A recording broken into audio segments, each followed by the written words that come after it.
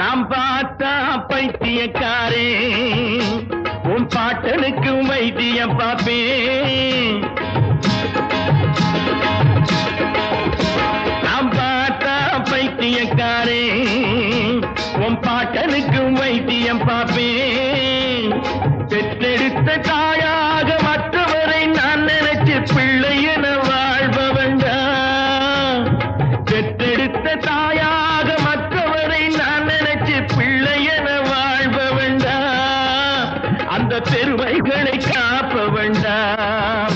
நாம் பார்த்தா பைத்தியக்காரே உன் பாட்டனுக்கு வைத்தியம் பார்ப்பேன்.